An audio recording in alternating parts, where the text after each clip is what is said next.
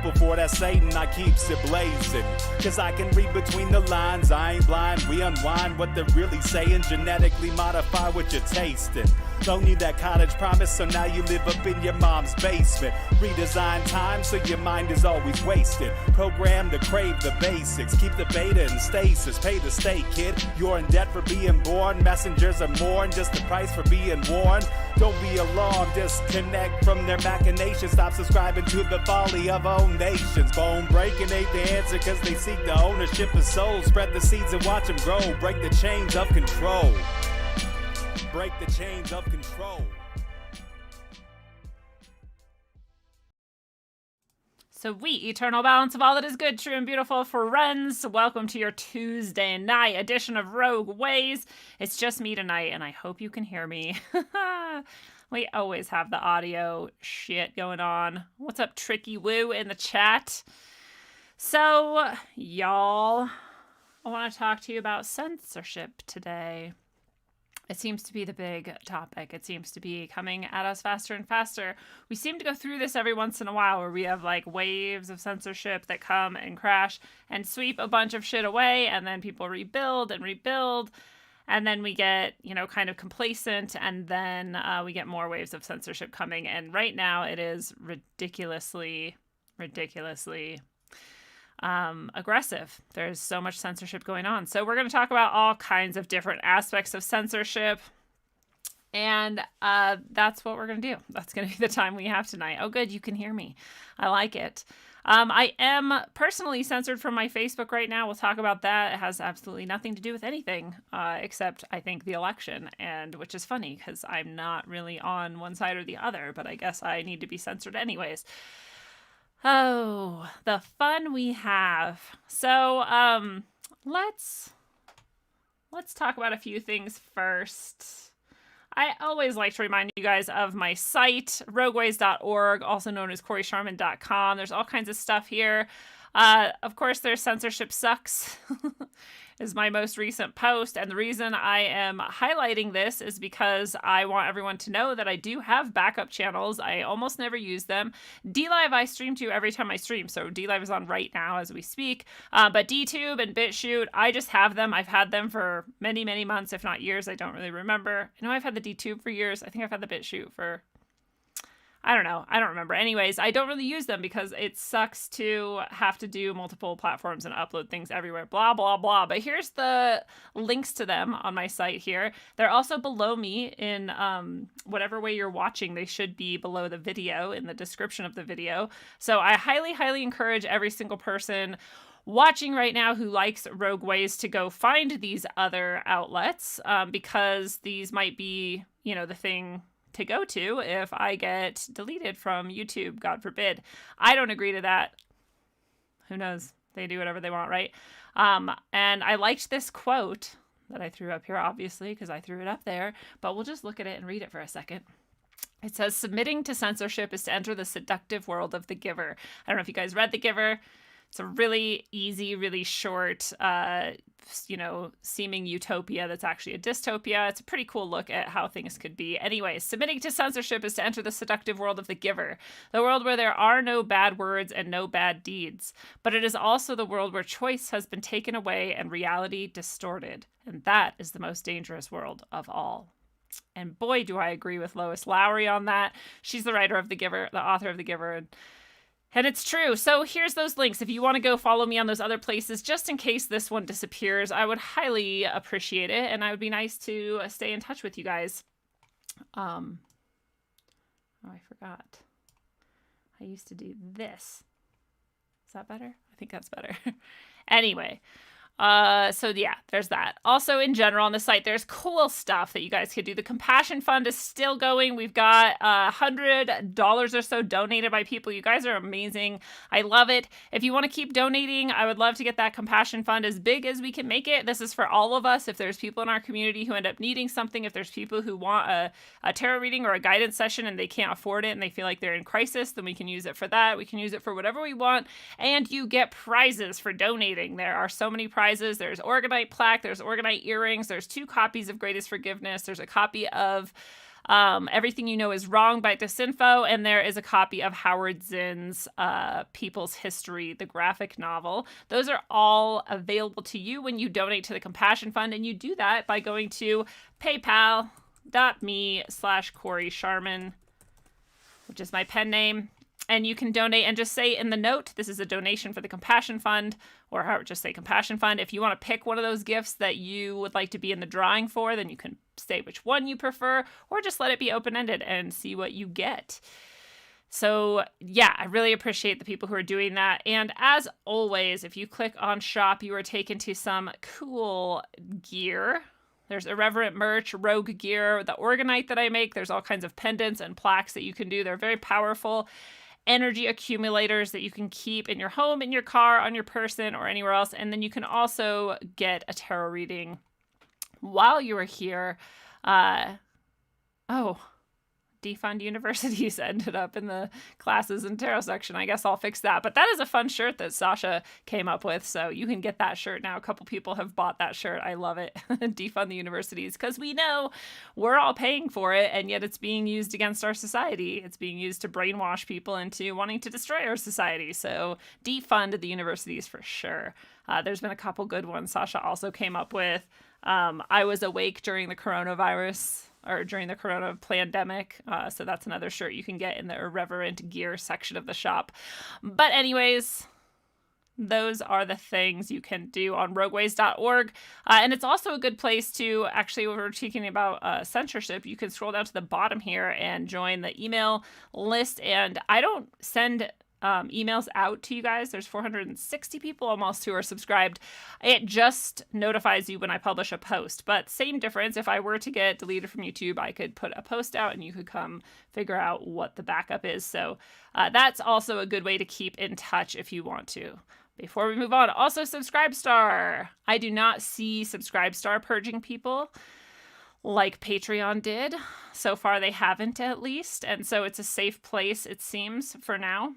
To support Rogueways and the things that I do here on the channel. So if you want to subscribe, especially at the $1 level, who can't afford $1 a month for 3 episodes a week of Rogueways that are often at least an hour, and often 2, and sometimes even 3 or more, multiple episodes a week. Coming up on Thursday, we have the epic Gary Wayne returning for Genesis 6 Conspiracy. This time I will have read the whole book.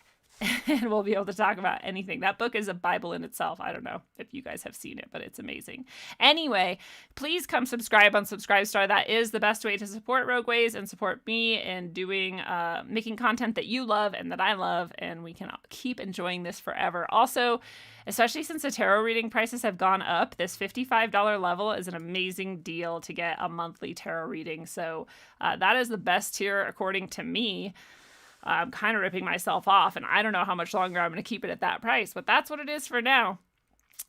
So decide your tier and subscribe today. I would really appreciate that. And again, like I said last time, I was on SoundCloud where I'm hosting the podcast. And so all of you podcast listeners out there, there's like thousands of you. There are thousands of you that listen every single week. And if even a fraction of you came over to Subscribestar and did even the $1 level, that would be amazing.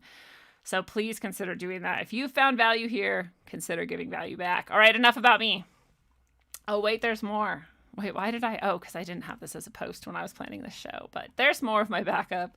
And if you're on Twitter, find me on Twitter. Let's say what's up to people in the chat. We got My Mouth Shall Speak the Truth. Always good to see you. Yeah, the Ministry of Truth has definitely arrived. They're here in a big way. We know they've been here forever. You know, censorship has been happening forever, and their tactics have been going on forever. But it's really feeling like a crunch time right now. It's very interesting. Philip K. Balls is in the house. What's up, Philip? What's up, Matt Feinberg is also here tonight. Jake Brabeck is here as well. And the Drunken Fool, and all the people who haven't said hello yet. Censor your face butt wipes. I should make those. Product opportunity for sure. So you may have all definitely heard, I'm sure it's all over. It's funny. It's one of these things where I'm not sure if they're even trying to actually censor it or not, or if they just want us to think they are because it's actually everywhere. But I don't actually know if people outside of our community and the right are hearing about it at all. But Facebook and Twitter both decided that it was totally cool to censor a valid news source, New York Post's research into Hunter Biden's laptop. People started sharing the story when it hit, and Twitter and Facebook both decided, nope, that story is just going to be turned off, that you could not share it. And as far as I know, it's the first time for an actual news story that they've just full on said you cannot share this post at all. I'm probably very wrong about that, but it was at least the first one that got really big and mainstream. You guys correct me if I'm wrong. What's up? Lindsay Smith is in the house as well, and Biggie Smollett is also here. Nice to see you guys as well. So yeah, I like this little picture, this little meme. We've got Stalin, and I forget that guy that he took out of the picture. And they're comparing it to Facebook and Twitter, taking the Biden story off of circulation. And again, did they do this just to make us get freaked out about censorship? There's a lot of other things going on that we're going to talk about, so it's not just this. But this is one, at the very least, it's like a vast overstep. We all, I think, kind of agree on that, except for some reason the left. The left seems to really love it. I honestly don't get it. I would love to have someone on who genuinely supports censorship by Twitter and Facebook and is rational and doesn't, just resort to screaming and calling me names to discuss with me why would you support this. The closest I've come is a person I know was talking about how they support censorship because they literally said that they aren't smart enough and neither is anyone else. And so people they didn't bring up Twitter and Facebook specifically, but that's who they're talking about. Anyone who can censor you basically on this mass scale. Those people are smarter and they therefore deserve to decide what we see and don't see because they're smart enough to know what we should see. And I was like, you're talking about yourself. You're saying that you are too stupid to decide what you should and shouldn't look at, or what you do and don't want to think about, or what you do and don't want to research further to see if it's true or not. That's what you're saying, is that you are too stupid to do that. That blows my mind. And you're genuinely believe that that's what you should do. I just don't get it. I just don't understand that point of view. But that's as far as I've ever gotten with anybody, and I'm like, well, all censorship is bad. There's nothing that needs to be censored, actually. What did Mark Twain say? He said something like, censorship is like saying we can't eat steaks because babies can't eat them.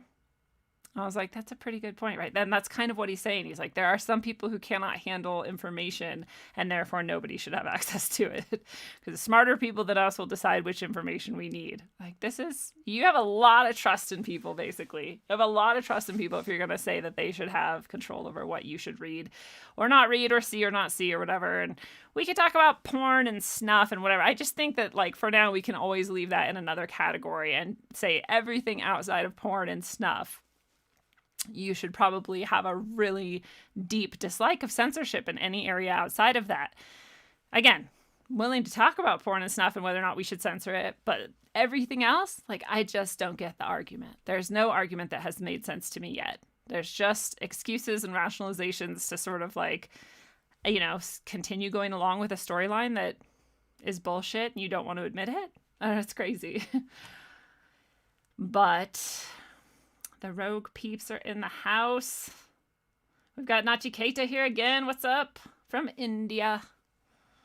Good morning there. Oh, good morning. It's evening where I'm at. Morning where you're at. My mouth shall speak the truth, says Drunken Fool, says those who begin by burning books will end by burning bodies. That's definitely what supposedly happened in the last World War, right? My mouth shall speak the truth, says the education system has produced exactly what we're experiencing currently. Agreed. Seems so. Voltaire said, according to Nachiketa, I may not agree with what you say, but I will fight to the death for you to have the right to say it. Yes, exactly.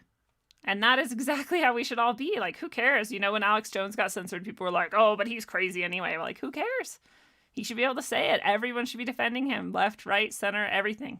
People who aren't even in the ball game, like everybody. Matt Feinberg asks, thoughts on censoring obvious racism? I'm up in arms about it. No, don't censor anything. If you're out in a public square, you can't censor, right? You can't stop. If somebody wants to run up and shout the N-word and start swinging nooses around, like, that's that person. You can't stop that. You can after the fact. You can decide to do something about it or whatever, but I don't know. I'm just like, why do that in a public sphere at all, right? If there's anybody... I would have to know, like, what do you actually think is the harm in it? If I read a racist statement, do I become racist? No. In fact, I become more anti-racist, right?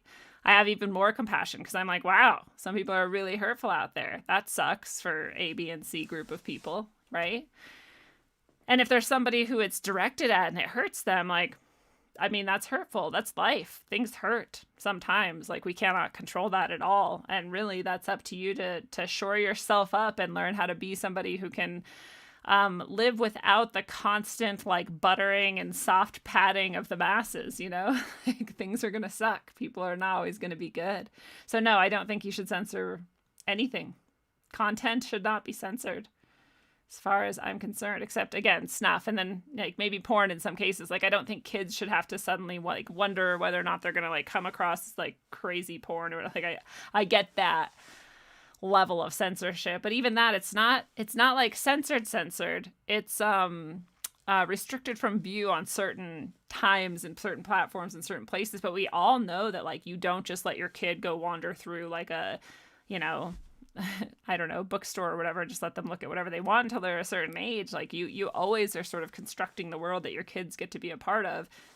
You do your own censoring there. So even then, I'm like, I don't think that's the role of the government or society, really.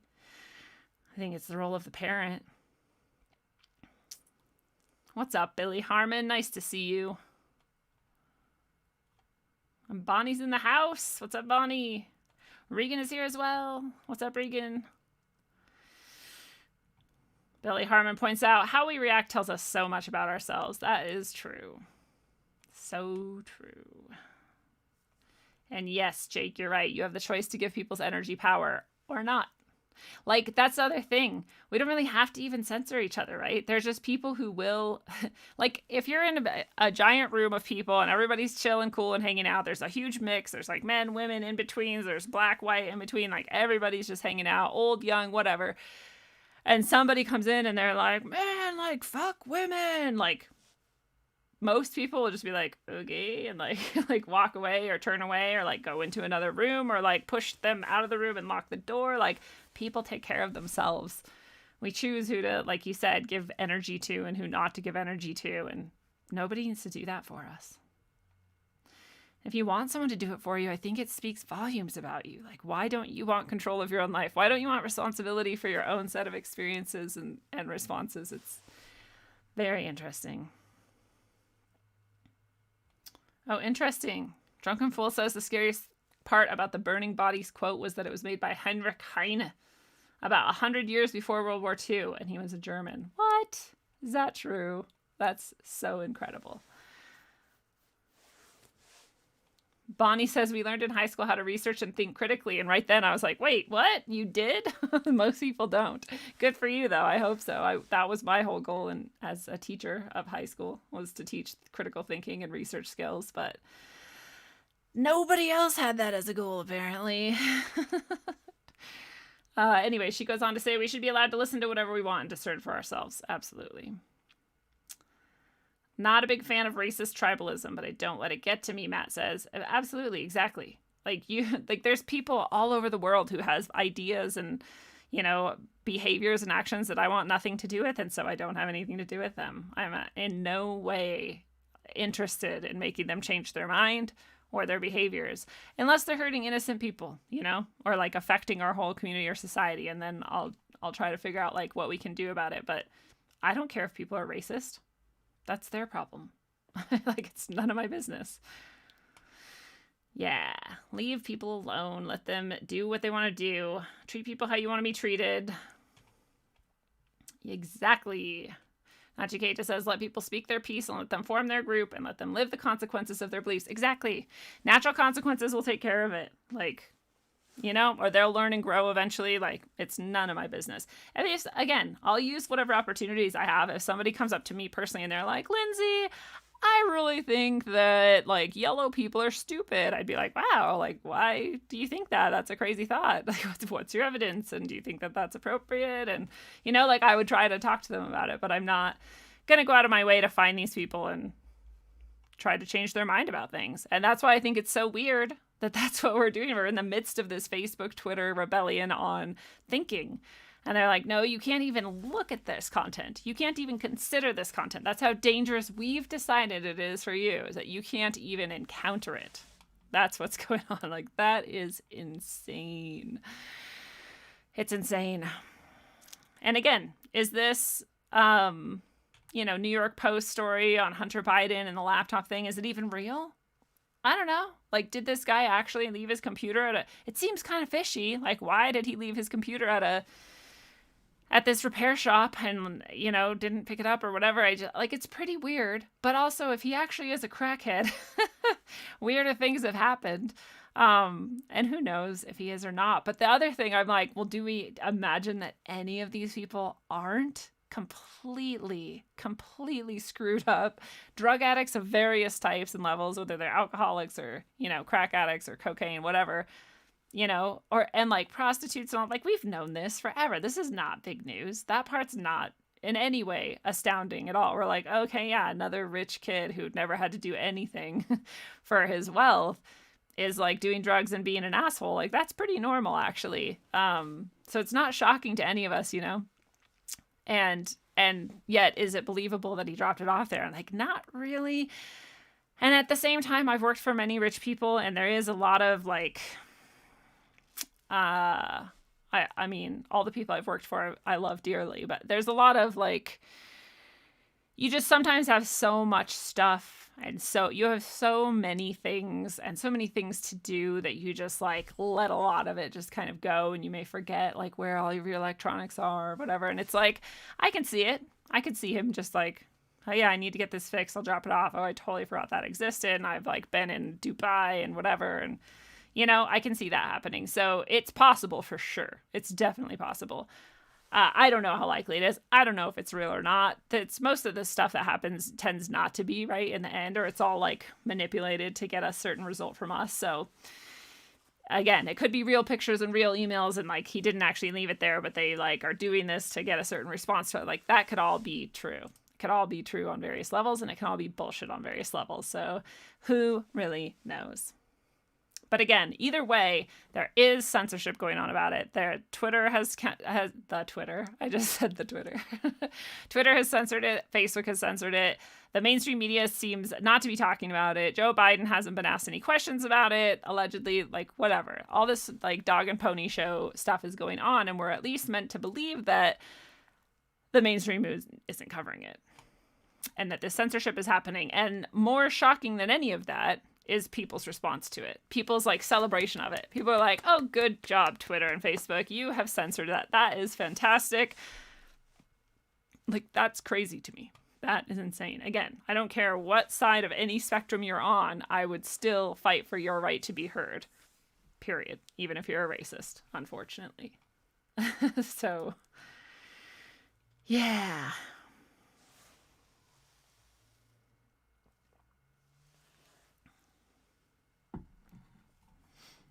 Bonnie asks, is there any chance we'll see some of these people running these big tech companies become liable? I doubt it personally, right? These people were all put there by the CIA or other power players, like whatever you want to call the people who control everything. So I doubt that they'll really face any real consequences of their actions. There may be changes and shifts in like policies and in platforms and in whatever. And somebody pointed out something about, you know, Trump passed this thing or helped pass this thing that made it so that these platforms would be treated more like publishers. So they'd be either responsible for their content or not, right? So if you're not, you can't censor. And if you are, then you can censor and have to censor. So that's like the simplest I can put it. And people celebrated that because we all know we all thought we knew that they don't want to censor that much content. And that they would then default to being the platform and not be responsible for content, and therefore it'd be illegal for them to censor people, especially politically.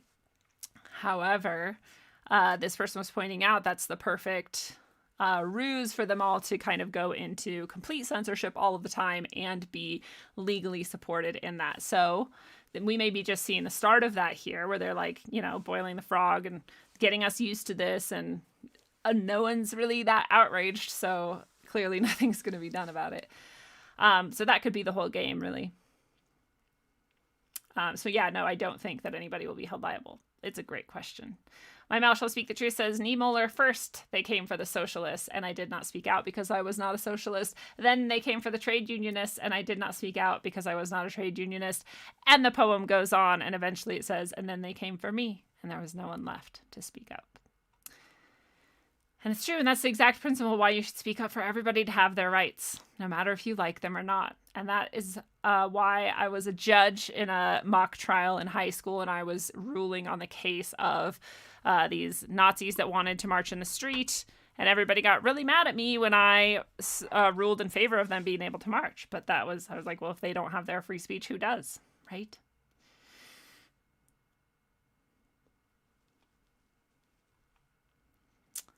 Nachiketa says, we can often find evidence and people to support our point of view, even if it is wrong or ridiculous. Oh, yes. And this is why, like, people who are addicts will find whole groups of other addicts to do their drugs with and fuck off with, and child molesters will find other chimos to do that with. Like, anybody. You can find anybody to support whatever you're doing, for sure.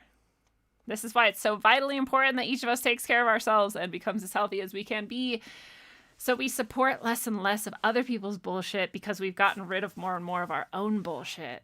That's the whole goal. The more we do ourselves, the more it, like, ripples out into the rest of the world. Drunken Fool says, my thoughts are that great civilizations fall when the citizens' lives have become so comfortable that they cannot truly imagine what life is like for those in war zones or true poverty. Could be. Of course, even in great civilizations, or really especially in great civilizations, there's always huge swathes of people who live in great poverty and basically live in war zones. So it's almost like when you get so disconnected with your own society that you can't even keep in touch with that.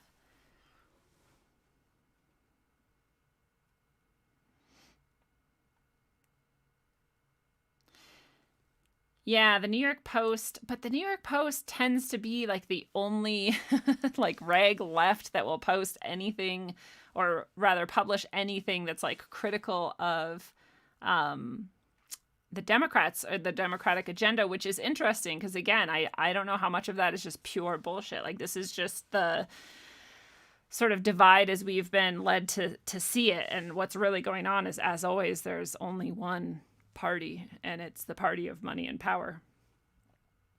But it's exactly what it's like, Drunken Fool. Oh man, I put all my laptops in that repair shop. I guess I'll just buy another one. It's true. But yes, I'm with Jake. I rather think it's probably all fake. Again, though, like, does he smoke crack and have prostitutes? Like, yeah, I'm sure he does. Did he trade money for influence? Like, yeah, I'm sure he did. Like, that's not even a question in my mind. I mean, maybe not. Maybe he's just peachy, like, happy. But no, he probably did all those things. But is the, like, story, the way it's being presented, who's censoring it, like, is that all fake? Like, probably. It's probably fake. Who knows, though? Maybe not. Maybe they really are, I don't know. The CIA being behind Facebook is why I'm like, this is all just... That's one of many, many reasons why I'm like, this is all just created to get our minds to, like, see what they want it to see and believe what they want us to believe and all of this. But yeah. Nachiketa says, racism is a word that's thrown out so often and flippantly, I wonder if it means anything anymore. Yes, I've been saying the same thing. People around me have been saying the same thing. It's like, there's people who really do experience really degrading, racist, horrible, hateful reactions to them, and that should be paid attention to and helped, and we should try to stop it as much as you can without forcing people to do things, but just like, we just throw it at everything now. And now it's like, well, what? Okay, so like water is literally racist, then what's the point in calling anything racist anymore? What does it mean?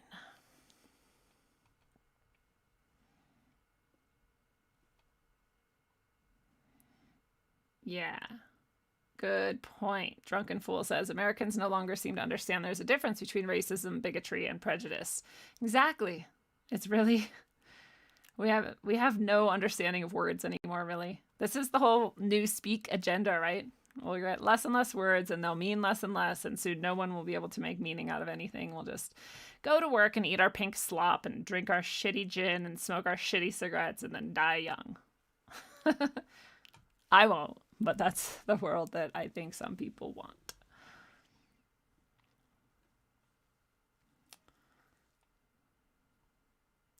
Exactly. Drunken Fool says, when I was a heroin addict, I knew a bunch of other heroin addicts. Now I don't know one. Exactly. I used to know a lot of meth addicts and all kinds of criminals, and I don't really know any anymore. I'm sure I could still find them, but I don't know them very well. Bobinsi is my maiden name, yes. It's my grandmother's maiden name. No, what was my grandmother's maiden name? Asham, actually. But yeah, Bobinsi. Oh yeah, and if you didn't catch that, I'll tell the story later. We'll move on. I'll get back to the chat in a second. You guys are too entertaining for me. But yes, I really do think it might all be a show. So in addition to that level of censorship that seems to be going on, where the media is almost entirely on the side of Democrats and socialism and communism and, the far left, and anything that is even slightly right, even center, you'll see, is suppressed and censored. So again, is this real? Is it constructed? Either way, what we're seeing is happening. So we're looking at it, right? We're trying to decide what's going on. But this was the purge list from YouTube on October 15th. That's 5 days ago, mind you. It's the 20th today.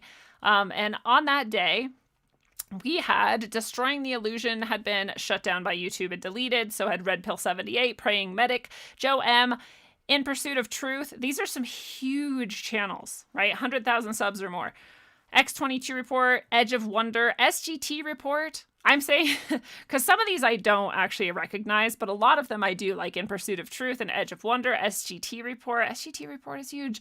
Space Shot 76, Woke Societies, Amazing Polly. We knew they were coming for these people, Truth and Art TV, Patriot Soapbox, Dustin Nemos, In the Matrix, and we know Stroppy Me, Just Informed Talk, Sarah Westall. This is just a short list of some of the people who have been purged. Again, these are the 100,000 and over. People like me aren't even like a blip.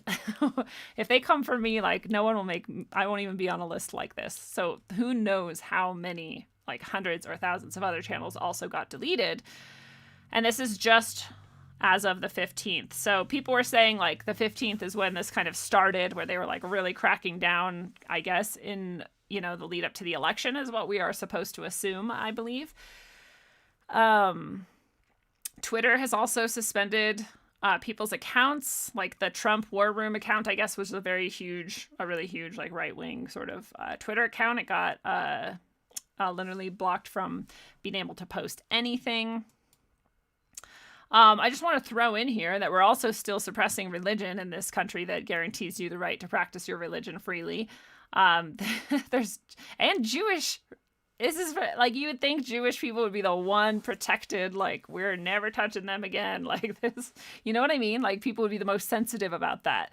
No, apparently not. This is New York City. Jewish institutions are being searched to look for possible students or people praying inside. So we're still suppressing religious practice in this country, and that's just a blip. This is just an addition to the censorship. We're also being censored in our religious practice. And again, I think most people who listen to the show would not consider themselves religious at all. But I think just like we were talking about when they're censoring people, we should all be concerned and we should all fight for everybody's right to be heard. We should also all be concerned when they're suppressing religions. And I often, I should say, from this community hear things like, well, good, like religion is just like the opiate of the masses and it's the chains that like hold us down. I totally get it. But don't you think it's concerning when they're trying to stop people from practicing their religion? I think it is. I will fight for the right to free speech. I will fight for the right for any religion, even Satanists and Luciferians, to practice their religion. Unless they're like saying they should be able to kill babies or something, but I don't think they are in general. But I think those people are all hidden behind all kinds of power structures. So even them, anybody, I think it's your right to practice your religion and you should be able to. But that's still happening as well. There are some backup channels for some of these people. They're all on BitChute, to be continued because there's more and more people going to BitChute. So we've done this for years and years. We've been like, oh, DLive's the backup now. Oh, DTube's the backup now. Oh, now it's BitChute. And I think there's like 20 others. But it does seem like there's this concerted effort by many of these people who are getting censored by YouTube to go to BitChute. Like I said, I have a BitChute channel too. I'm going to start uploading more to there just to join in the push to get people over there. I'm not super hopeful that any of these alternatives will ever pick up. They've been around for a while and they haven't, and I don't know that they ever will. And if they are, they'd probably just get targeted. I don't want to be like so negative. I'm just saying that, you know, I'm willing to participate, but I also, the reason why Twitter and Facebook have and YouTube have gotten all of these people and had all this influence is because of the CIA. That was the plan all along. And the elites and the whatever, like these were the things that were intended. So none of these other things are intended to get big. They're probably not going to get big. Again, I don't want to be that person, but I'm just like being honest. That's what I think. But I'll go and I'll participate and I'll be happy to. We'll see what actually happens, you know. And especially because the normies are never going to go there. But whatever. See what you guys are saying in the chat.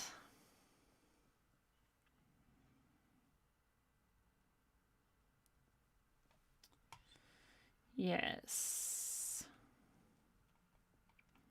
Yeah, DARPA created Facebook, exactly. Well, the CIA invested in DARPA to create. Yes, oh, you did say that. DARPA and CIA created Facebook. Yeah, and then they've also been pushing for the complete robotic takeover of the world. So that's what's coming next, I'm sure. But Matt Feinberg asks, any explanation of communism versus commune? Well, communism is a system of government and commune is just a community of people. So that's the simple answer.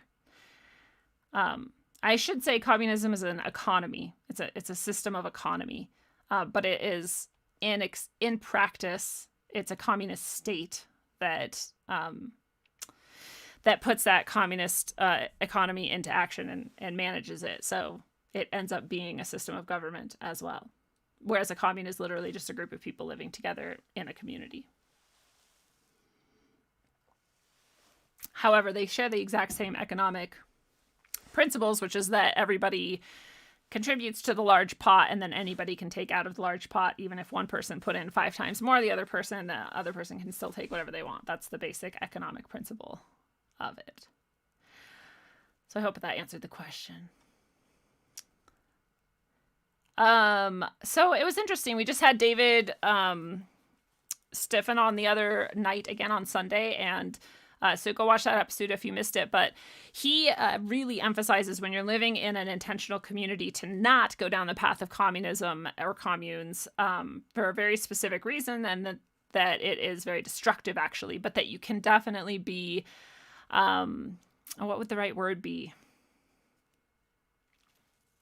I guess just interdependent. Like you're just going to commit that you're always going to try and share with each other, and but you still have private property. You still have your house, your car, your truck, but you've agreed ahead of time that like anyone can use your truck whenever they want, as long as everybody continues to be responsible and whatever. So I think that's a really good way to do it, where you have the agreement that you intend to always share everything you can and always support and help each other without actually going into communism where nobody has any private property.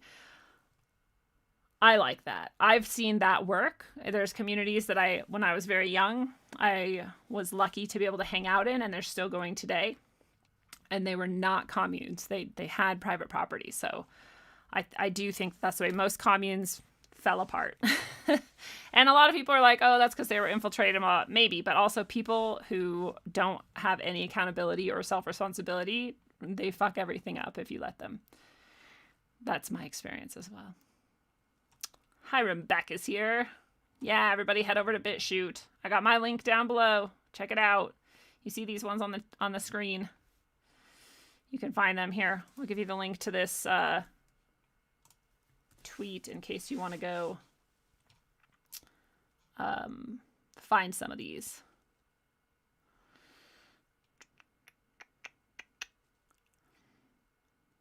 Oh, thanks, Jake. Jake says his channel is better than all of those. Not gonna lie. And thank you very much. I'm like happy at this point that it hasn't gotten huge, because otherwise I think I'd be gone already. So we can all be glad for that.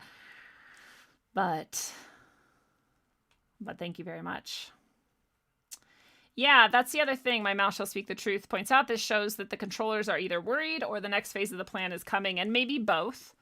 But like I said, I tend to think it's more like the next phase of the plan is coming. Who knows?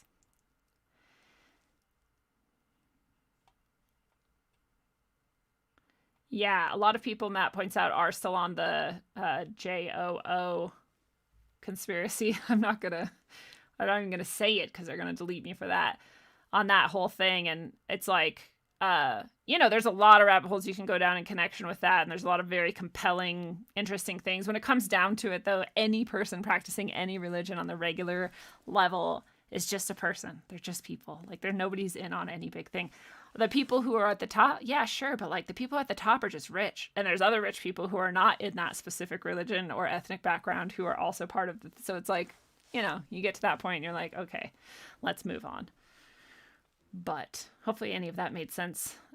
I've been realizing lately that there's a lot of things we talk about on this channel that there's people who are like, what the hell are you talking about? Because I assume you guys know a lot. But I'm glad that you're willing to ask questions when you don't. That makes me very happy, because I don't always know what people know and don't know. And I'm happy to delve into anything. So, but yeah, religion hasn't been a very big issue for a long time. My Mouth Shall Speak the Truth points out, except for the propaganda using Islam. So they are going to still use any of these religions to work towards their ends, and they are often very divisive tools to use. People are very passionate about their religions, and so you can use them as tools really easily. So I get the criticism, and at the same time, it's never going to be okay to try to make someone not practice their religion, or to try to like berate them for it. Like, that's their soul. That's what they want to do. You just let them do it. Just, in fact, say, great, I support you. Like, go for it. It's crazy to live in any other way.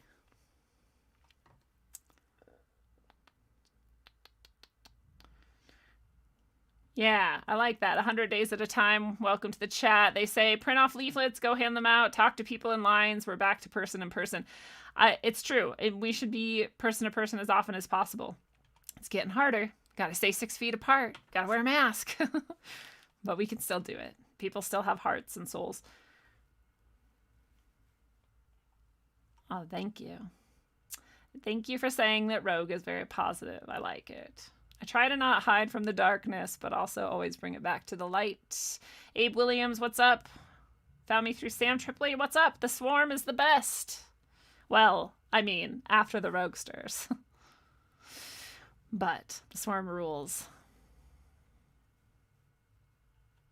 Yeah, the Drunken Fool points out my grandfather's 6th grade math book was more advanced than most people were taught who graduated high school with me. No, it's 6th grade anything. I have a 6th grade English book. I think I still have it here. I think it's up on my bookshelf, and it's insane. It's way beyond what any senior in high school would understand. And that was 6th grade. So when people say like, oh, they only got to an 8th grade education most of the time, you're like, that was great. That was a great education. It was far beyond what most people get now, even if they go to college. Like, no joke. There's people who graduate college who couldn't do the 6th grade English book that I have. It's crazy. Yeah, I'm going to do an episode about education soon. But I've been waiting because my sister-in-law, Allegra, who has Allegra Rose Brown is her YouTube channel, and she's a beautiful artist, and she's been wanting to do an episode on homeschooling. So I was waiting because I thought maybe we could kind of swap cast that one, but I might just do it soon if we don't get it. Do I have a parlor? I don't know what that means. Well, I can't answer that question because I don't know what a parlor is. Or at least not how you spelled it. If you mean like a parlor as in a room where people hang out in or whatever. I don't even know what a parlor is for now. Why are we talking about parlors?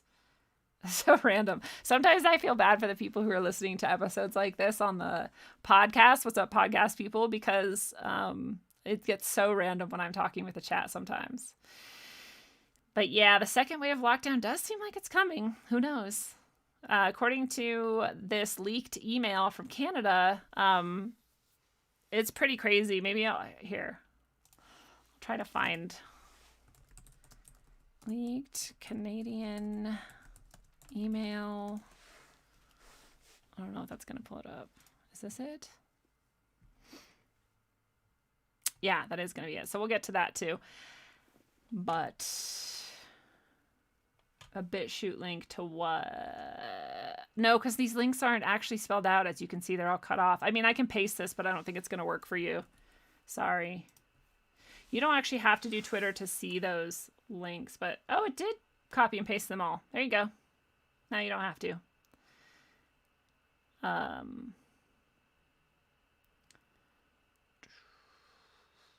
Oh, is Parler like a profile thing on some social media? I don't. Do I have a spiritual altar? Any tips on making one? Oh, that's a great question. I do have one right behind me, actually. And let's remember to get to that at the end of the chat so that we can get back to this censorship thing, but then we'll talk about altars at the end. Okay. But yeah, I did do a homeschooling episode of Bonnie and other people who are responding to that. It's called Homeschooling. I think it's called A Homeschool World. It's a couple months back. I think I did it last fall, actually. Geez. I don't remember, but it was a while ago. No, it was just in the spring. Yeah, because it was in response to all of this stuff and schools closing, whatever. I was like, screw this. Homeschool your kids. Like, it's time. But, so you could go check out that episode if you want, but I want to do one on education more broadly as well. Abe Williams asked, do I think people at the top worship Saturn, Moloch, Satan? Are they all the same god? Yeah. Well, Saturn and Satan and Moloch. Is Moloch Satan? I think Gary Wayne would say yes. I go to Gary Wayne for these questions because he literally has read like every single ancient document ever and like has it all at his command. But I think they are literally the same. If they're not literally the same, Moloch is slightly different, but it's still like in the same vein. They're like on the same side or whatever. So same sort of thing. It says, I feel like they inverted everything to confuse us. Oh, yes. They have definitely inverted everything to confuse us. That is absolutely true. Yes. Parler is an app like Twitter. Oh, no, I don't have one. Sure. I'll get one. I'm writing it down right now. Yeah. Rockefellers are definitely behind our education system. That's why we want to defund the universities. Go get that shirt on rogueways.org. Parler and Rumble are Twitter and YouTube alternatives being pushed by Dan Bongino. Rumble? I haven't even heard of Rumble. All right, I guess I'll get a Rumble account too. God, this is why I hate it about all this. Is now I have like 65 accounts to it. Do you guys remember Ello? Like Ello was like 7 years ago. It was an alternative to Facebook, and it's still going, and it's just not anything still. I have an Ello. Mine's is cool, and mine's is like not. I don't know.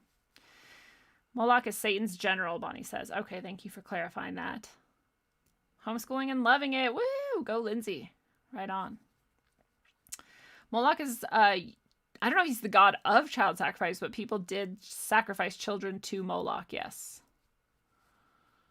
Okay, Moloch wants blood and Satan wants your soul. Good way to, thank you. Thank you for clarifying that, drunken fool. Parlay. Oh, parlay. Yes, to speak. Yeah, Jake says Saturn really isn't something to hate. They've just perverted everything. They've removed the feminine aspect of Saturn. Well, Saturn, like as a symbol, Saturn is nothing to hate. If you're going to worship anything, I think it's ridiculous. I don't think there's anything worth worshiping except maybe like, I don't know, nothing. I don't know what there would be to worship. I don't know what the point of worship is. I've said this before, like, I don't understand the point of worship. I don't worship anything. I'm not going to worship anything. Saturn as a symbol literally is just like systems. It's like systems and structure, and that's it. That's all it is. So like, do you want to worship that? I don't know why. I guess if you need to, like you can, you know, but for them, is that a system? Is that a symbol of Satan? I guess so. And that's what they're worshiping. I don't know.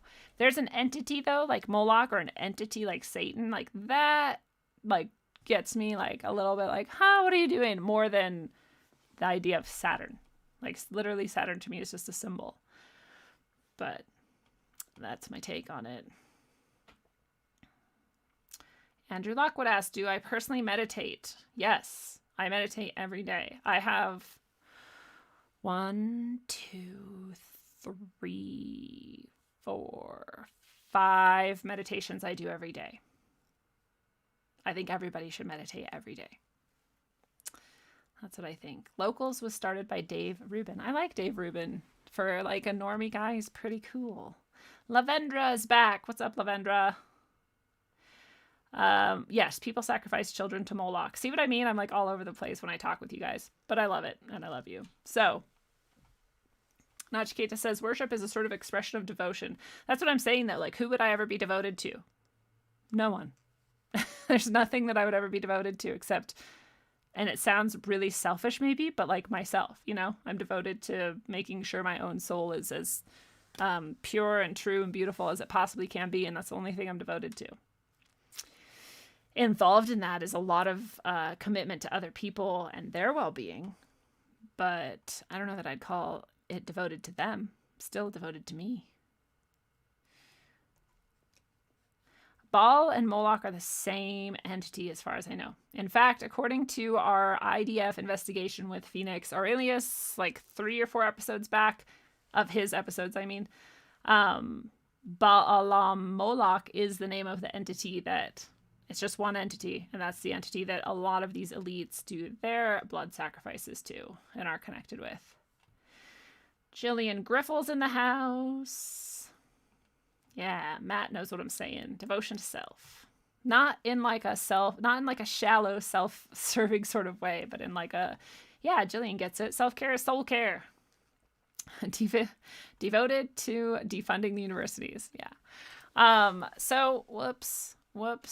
Hopefully nothing was in those. So I wanted to also point out that not only are they deplatforming all these people on YouTube, kicking off these channels that are hundreds of thousands of people, they're doing it en masse. There's all these channels that are getting deleted.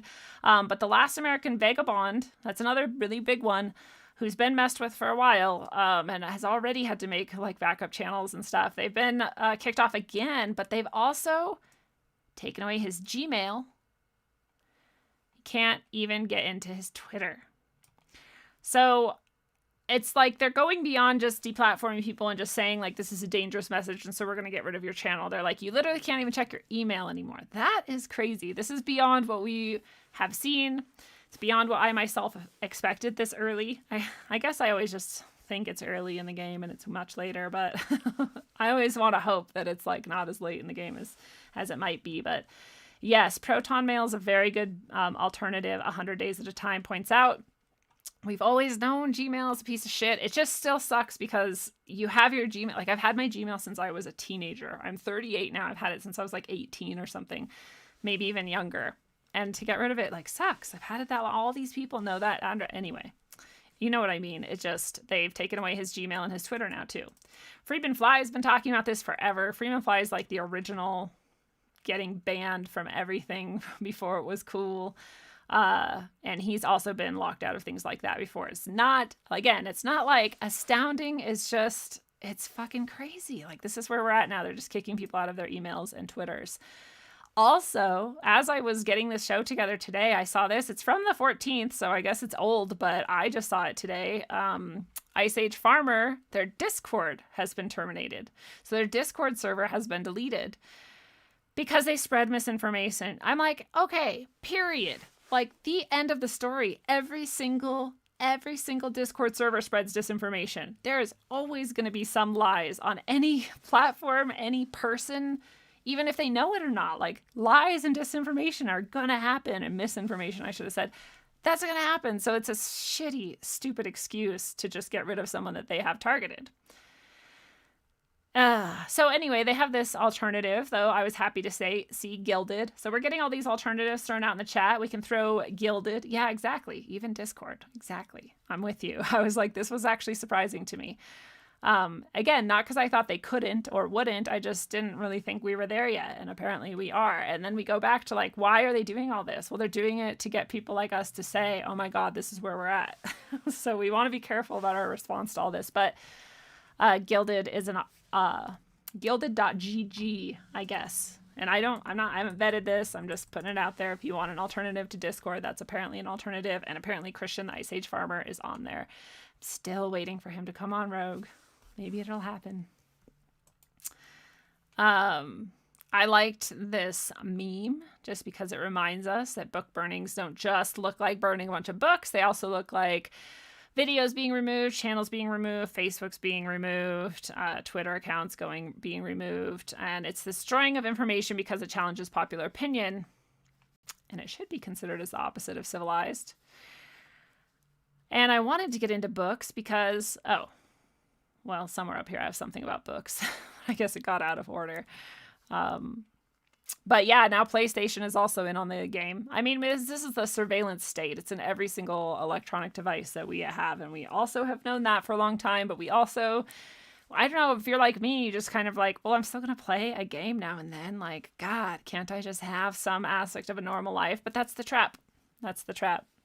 You want the comfort and you want the like normal life and you want to like go back to the 80s and be able to play a game and not have it mean something or be crazy, and you can't. Because now PlayStation is recording your voice chats and using them against you. So, bye-bye PlayStation as well. Let's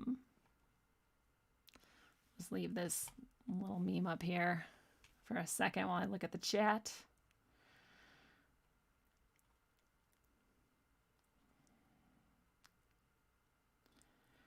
Where would you recommend one start with meditating? Okay, so we're going to talk about altars and meditating at the end of this. Don't worry. That's an important topic. I actually almost did that episode tonight on that instead of this, so we'll do both.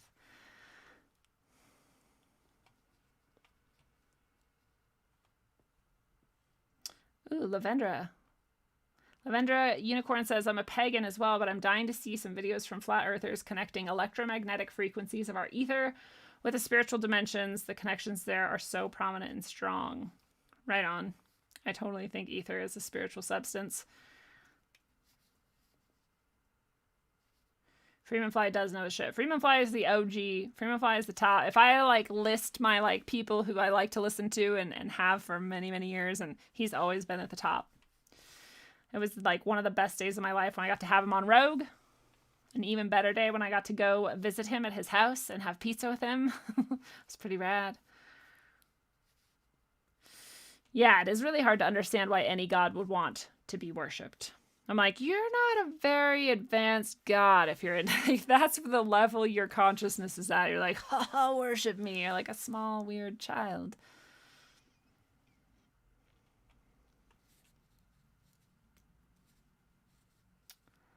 For World Peace says, Satanism is an adversarial system. The satanic law of reversal. When you hear the news, print media, political actors, for example, they speak and write in inversion. Reverse ideas and perfect opposite. It's true. Oh, we're there.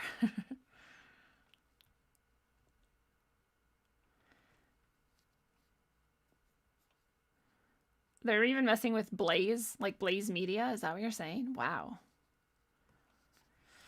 Yeah, it's definitely late enough.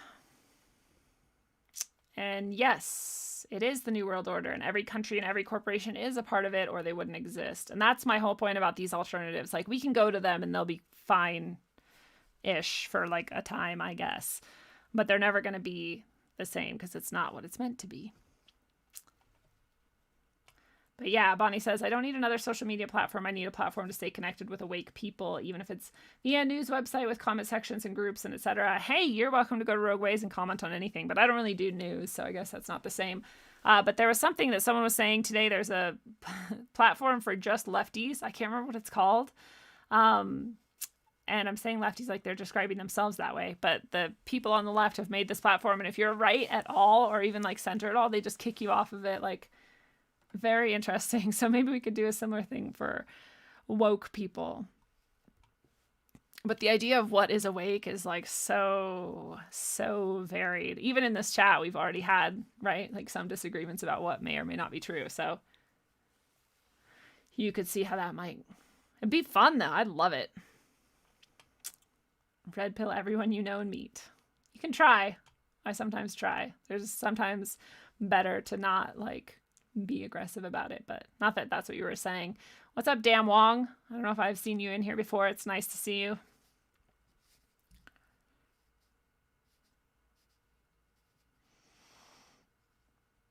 Stargate experience on YouTube for a deep meditation experience. I'm always wary of YouTube meditations because we know that they can hide all kinds of backwards masking, but also just very strange acoustic effects that can affect your brain and your state in certain ways. So I myself do not use YouTube to meditate, and I don't recommend it. But I'm not saying that that specific thing you're talking about isn't fantastic. It might be amazing. I just don't do it. I have a giant chunk of Moldavite right behind me, Jake.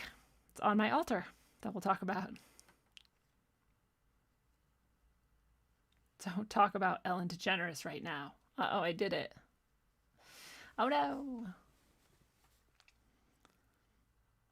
So this interesting meme, it just says the greatest weapon is not a gun or a bomb, it's the control of information. To control the world's information is to manipulate all the minds that consume it. I was talking to a military guy a little while ago, and he was talking about how that is literally the only purpose of the military is, you know, we have like skirmishes and we have things where we like put troops and we'll have like whatever, but that's all just a distraction. And the only real purpose of the military, both he was saying domestically and abroad, which is an interesting thing for a military man to say, that we're manipulating information and everywhere, and that the whole game between nations now, which, you know, he's not at our level, so he's not like saying that they're all really the same, like we're saying.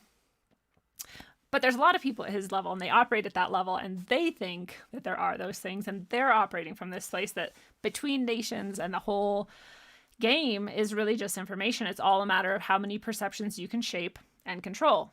And that's who wins the war, quote unquote. So it's interesting to point out, we all kind of know that, I think, in this community. But, you know, we're seeing that war go on right now. Again, whether this is all real, quote unquote, or being like staged for a certain response, it's still happening. It's the effect is the same. So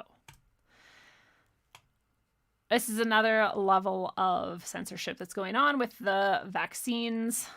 You know, something has gone horribly awry, surprise, in the Johnson & Johnson medical trials of the vaccine, and the FDA will not let us know what it is. An unexplained illness occurred. I know if any of this is real, the COVID and rhino and adenoviruses, when they've been put in vaccines in the past, have caused a hyper violent response in the subject when later exposed to that family of viruses in the wild. We've covered this many times on this show. So if those things are real and that's what they're putting in these vaccines, then that's probably what the unexplained illness is, and people are going to die. I think they're probably hoping they could rush it through before anyone found out, and maybe they're still trying to hope that, and that's why they're suppressing it. I don't know, but here's another level of censorship. They're like, our goal is to inform the public. When you don't, it causes people to imagine the worst, so we just won't inform the public. You're like, wait, what? So I guess they want us to imagine the worst. There's been some weird shit that people have said, and I have not found any evidence to corroborate it, but of course we know it'd be really easy to hide evidence, so it could be true that there are even stranger things that are happening, you know, stranger than a hyper-violent physical response to this vaccine. There could be things, like people have said, that have something to do with our spiritual experiences or our spiritual awareness or our mental wellness. And those things are much more concerning to me than whether or not people are going to get like really, really violently ill and possibly die from a virus, personally. So when they say unexplained illness, it could be any of those things. Who knows? But it's definitely one more reason. One more in the many, many pages long lists of reasons why I will not be getting this vaccine. Blah, blah, blah. So that's happening too, and also not being very heavily reported on, but more importantly, they're not going to tell us what actually happened because they don't want us to know. God. Anyway, this is the problem with pulling up Facebook plans, but I want to tell you guys the story of what happened to me yesterday as well. And so it's not surprising to me, really. It's more frustrating than anything, but this is my backup account, Lindsay Bobinzi. If you want to friend me on Facebook, go for it. I was Lindsay Sharman. I still am Lindsay Sharman, but I'm locked out of that account for 30 days. And that's happened to me before, but they've always, every time I've been banned for a day, for a week, for 30 days, they've always given me a reason. They've been like, this post, this comment, this picture, whatever it is. This time they didn't even give me a reason. They just said your account is banned for 30 days. So I was like looking. I've looked everywhere for the reason. There is none. Usually then you can contest it, right? And you can be like, no. And every once in a while they've actually said like, okay, you're right. That wasn't bannable and you're back in. And I'm like, oh, okay. So there's like some level of fairness maybe. But they didn't do that. There was no post. There was nothing to contest. There was no reason that they banned me. It's just 30 days. So I'm just out for 30 days. They don't even have to tell me why. This is the first time that has happened to me ever. I don't know if that happens to other people. It hasn't happened to me before where they just don't even pretend. They don't even pick a reason. They just ban me. So that happened. So, and last time it happened, I just didn't go on Facebook for 30 days. And I was like, whatever, I'll do other things. Obviously, there's better ways to spend my time. But I have a pretty large series of connections. There's people who, like, we're in a communities together on Facebook. We share information. Like, I like that aspect of it. And I like also that I have the chance to encounter other people and try to red pill them, so to speak. So, that's why I stick with Facebook, even though it's a grand CIA experiment. But anyway, someone said, why don't you just make a new account so you can still connect with these people? So I'm like, fine, I'll do it. So I made a new account. It's a totally new email address that has not ever been used with my other account. And then they started sending me notifications from my new account, not to the email address associated with my first account and not to the email address associated with my second account, but to a third and completely unknown email address, which literally no one knows. Still no one knows it. I've not used it for anything. I've not signed up for anything with it. I've not shared it with any human being that I know. Nobody knows this email address but me. And they started sending my notifications from my new account to that email address, even though that is not the email address that's on file. I went and made sure, did I accidentally use this new email address that no one's ever known? No, it's not on my account, but they were sending notifications to it. So that's very creepy, right? There's only one reason you would do that to somebody, and it's to intimidate them. It doesn't intimidate me. It just frustrates me. So that was weird enough. Then they started sending me emails about my original account to the email address associated with my new account. And it's basically them just saying, like, we know these are both your accounts. And I'm like, well, duh. Like, no one was going to not know. Like, I wasn't thinking that I was going to hide. But it's still fucked up that they took the time to do it. So they sent emails about my old account possibly getting hacked to my new account. This is all happening within 10 minutes. And I'm like, no, it's not getting hacked. No one's hacking my account. My password is like foolproof. Like nobody would ever guess my password. And no, it's not getting hacked. No one knows my password. It's like, it's not getting hacked. But they wanted me to think it was, but they also were sending it to the wrong email. You get the point. Like all this email fuckery, all this account fuckery. Then I couldn't get into the old account's Messenger, even though you're still allowed to use Messenger, even if your account is blocked for 30 days or whatever. They weren't going to let me in. They were like, what's your password? I was entering my password over and over again perfectly. I even went to check in my password keeper thing. Is this the right password? It was. It was so ridiculous. I went and I looked on my, my whatever. Anyway, it was all ridiculous and retarded. So that just happened to me yesterday. It's not like a big deal. I'm not like, oh my God, this is like the end of the world. I'm just pointing out this is how fucked up they are. They're like, we're just going to pick this girl and we're just going to fuck with her for no reason at all and totally intimidate her, try to intimidate her. And I think a lot of normal people, this type of shit has been happening to me for many, many years, even before I was doing Rogueways. So I'm not surprised at all. And it's not new. But if you imagine this happening to most people, they'd be like, oh my God. It'd be like that fucking movie with Sandra Bullock from the 90s. Whatever, The Net or whatever it's called. It'd be like that, they're watching me. And it's I'm like, well, duh, they've been watching all of us forever. I was never under the impression that anything I was ever doing online was private in any way. But it's pretty fucked up. So, my NSA people out there who are watching right now, what did we decide to call him? Neil? His name's Neil now. Neil, we love you. We hope that you find some peace in your soul and that you can stop picking on little girls for no reason. It's probably a woman and she's probably pissed that I assumed that it was a man. Anyway, that just happened to me yesterday. So I have a new account, and I just noticed that one of you guys friended me. So thanks. We'll be friends now. But yeah, that was pretty nuts. So again, I've got my backups here because if they were coming after me like that on Facebook, I can imagine it's coming on YouTube. I don't know. So far, I've been free from any of that fuckery on YouTube, and that's been really neat. And maybe that'll keep going, but I'm not going to trust in it. So I just want you guys to know where to find me. It is all happening quite quickly. Drew, what's up, Drew? Show us your Moldavite. Okay. You've convinced me. People think it's fake. It's not. Do I have a light to prove it? Let me see. They think it's fake because it's very large. But I'm just very lucky. Is this going to work? Okay, let me try to figure this out. You can kind of see. It looks a lot better in real life, but there you go. But, yeah, that's my Moldavite, so we'll talk about that in a second, but I want to also,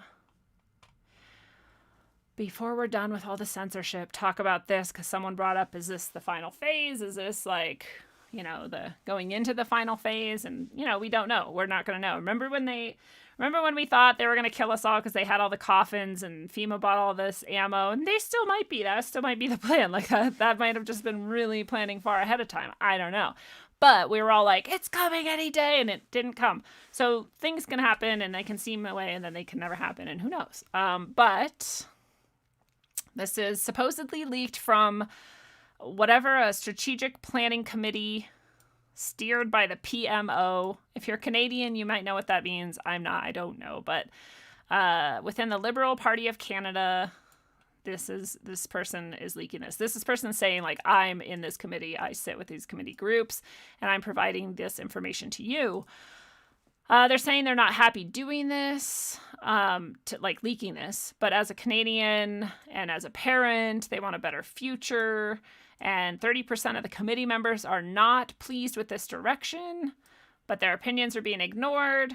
They plan on moving toward these goals anyway. So these are all the goals that you and I have been expecting, I think. And this person is just saying that this is how soon these things are going to be rolled out.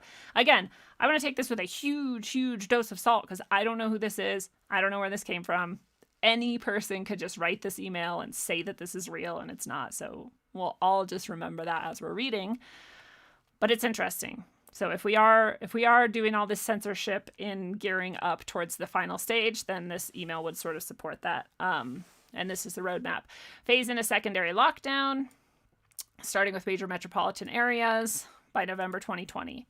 Rush the acquisition of isolation facilities across every province and territory, expected by December 2020. Daily new cases of COVID will surge beyond capacity of testing. So, we all know that that the testing and all of this is like planned. And so this is one more hint that it is very planned because they're planning even for it to surge beyond capacity by the end of November 2020. Complete and total secondary lockdown, much stricter than the first. Rolling restrictions by the end of December. Reform and expand the unemployment program to be transitional to universal basic income. Remember, this is Canada, but we know, and we pointed out today even, that all these countries and corporations and everything are all the same. So if this is happening and this is real, then very likely the United States is in lockstep. Literally. Ba-dum-ching. Because the lockstep thing. Document. Anyway. Projected COVID-19 mutation or co-infection with secondary virus, referred to as COVID-21, leading to a third wave with much higher mortality rate and rate of infection. And to be honest, if shit's gonna get that bad, I'm fine to die at that point. Maybe it's time to leave Earth. I don't know. I'm down to stay. God knows. I made a deal. I'll stay. I'll do it. Anything I can until I'm dead. I'm here for the ride. But that sounds pretty bad if it's true. And this is another aspect of how much detail they might be able to plan by, saying there's going to be a mutation at this time. Well, how would you know unless you planned it? But Daily new cases and deaths will exceed medical capabilities. Enhanced lockdown restrictions would be implemented. Full travel restrictions. Transitioning of individuals into the Universal Basic Income Program. Supply chain breakdowns. And that's what Christian the Ice Age Farmer has been really good at pointing out, is these supply chain and food chain breakdowns. And that's why I really wanted to get him on Rogue. And if any of you guys have any sway with him, you should influence him. We've emailed, but it's never happened yet. So I really, really want to get his insight into all of that. But deployment of military personnel into major metropolitan areas, major roadways to establish travel checkpoints, etc. And it goes on. But those are the basics, of the coming year, which is fucked up. I'll put this in the chat too if you want to look into this. I'm laughing because it's like, it's just, what can you do but laugh? What can you do but laugh? Let's be done with all that. Oops. There we go. So yeah, that's where we're at. Oh man. I don't know. It's weird. I'm not scared, Like I think I've said it. If you go back, you can go back and watch You're Not Dead Yet, I'm Not Dead Yet, whatever that episode was called, and I'm in the same place. Like, I'm not dead. I've been dead before. I'll be dead again. Like, I don't know what there is to really fear. If I'm good in my soul, that's all I really need. That's all I really need. Yeah. I don't know where we were in the chat, guys, so yeah, that is really messed up. Thank you for commiserating. I'm just waiting to see what happens next, because like I said, they've been messing with me for a long time. But this one was the weirdest. They're like, oh, by the way, we're going to email an email you've never used. I'm like, huh, okay. Interesting flex.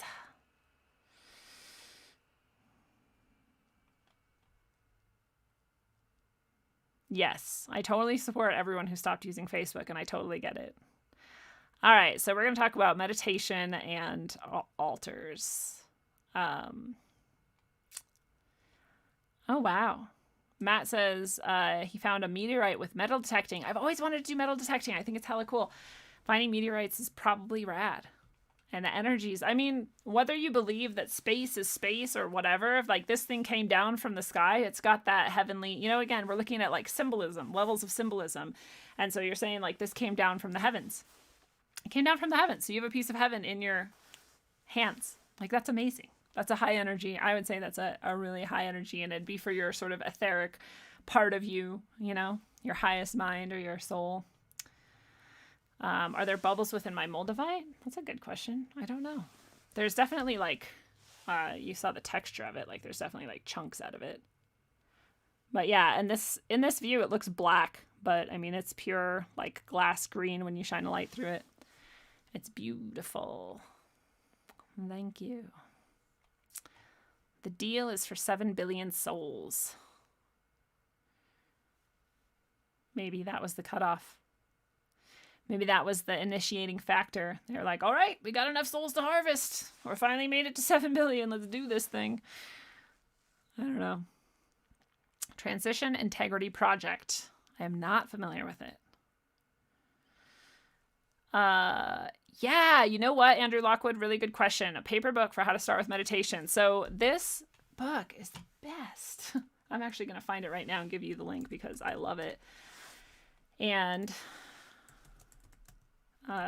it's about healing. Like, it's about healing your body. It's called Soul, Mind, Body Medicine. And so it's a little bit misleading, but the first, I'm only like 20 pages in, and there's like 5 meditations. No, there's like 7. There's like 10. There's so many meditations already, and they're really good because they're not just meditation. A lot of meditation is like just for relaxation, sort of, and it's like, there'll be like a nice soundtrack and like, now you're walking in the field and like that. And that's cool. I love that type of meditation. I'm not trying to dismiss it. I'm just saying this book is actually like, here's a meditation that you can do. It will make you like relax and feel good, but it'll also heal your body, which I'm like, hell yeah, let's do as many things as possible as we can. So I just posted that. I think I did at least. And if not, I will do it again. But I like this Dr. Shah. He's a medical doctor, but he's also a spiritual master, as in he's gotten to a certain level in various like traditions or whatever, but he's a very intelligent person, and he shares some things that in most traditions you're not supposed to share with people. And I love that about him, because I think people should have access to all of these ancient traditions and things. So go check that out if you're into it, and then we'll talk about some of them too. Yeah, Canada, we always think Canada is like so good somehow. I at least used to be like, oh, I'm going to move to Canada. Canada's great. And I'm like, well, Canada's fucked up too. The Amazing Octopus video. Oh, yeah, my octopus teacher. Dude, if anybody hasn't seen that yet, there's very few things worth seeing anymore, but that is so worth it. That guy and that fucking octopus are amazing.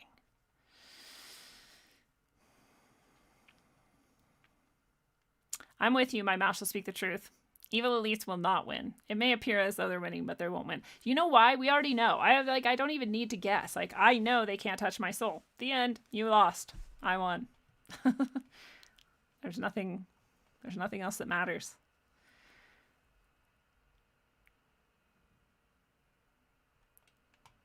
I don't think anyone should stop sharing on Facebook. I think it's over. Like, they got all the information they needed a long time ago. But now it's about, like, how many people can you maybe wake up along the way, you know? And, like, Facebook is unfortunately where there's a lot of people. So that's where I go screaming.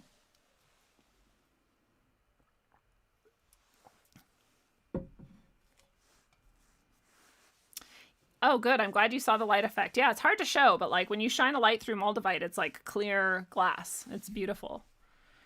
I think it basically is glass. Octopus, what?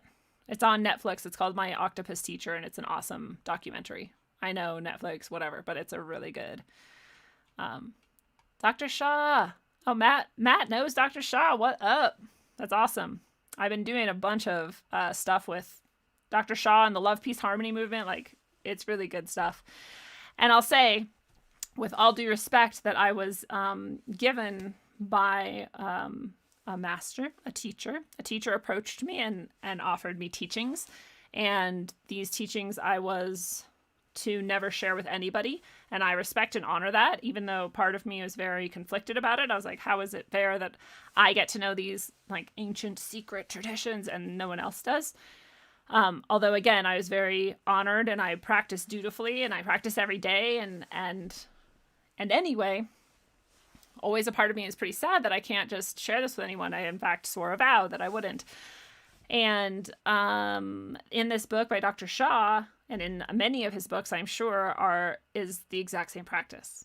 And it's just in a book, and anybody can read it. So I'm not telling anyone the practice, but he is. And so you can go get that same practice that, you know, this teacher had to get from their long line of tradition and never tell anybody until they, you know, could select certain people, whatever, and pass it on, and very rarely, and then whatever. Like, you don't have to deal with all that. You can just go get it. So I think it's awesome. I think people should go check it out. But the meditation specifically that this Dr. Shaw has taught that is almost exactly like the one that I was given that I cannot teach.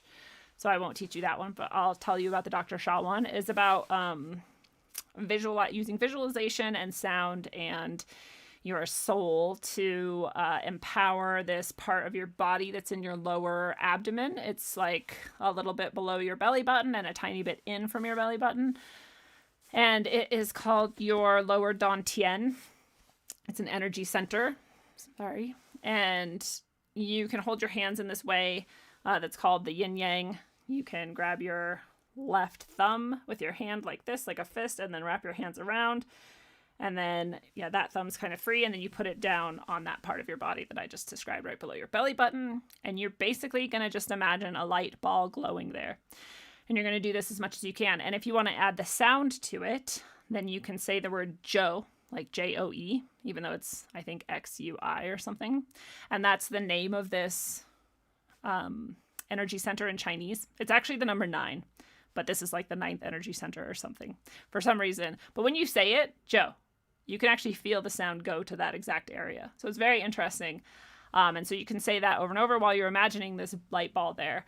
If you do it while you're grounded, it's best, you know, if you're like literally outside with your feet on the ground without shoes on or something, that would be the best. But you want to be sitting and you want your spine to be free of obstruction. Like whatever. If you need to do it laying down, do it. Although he does for some reason warn against using vocalizations while you're laying down. For some reason, he says that can drain your energy. So I guess don't do the out loud part if you're going to do it laying down, but try to keep your spine free and sit straight if you're going to do that one. So that's one of the ones I do every day.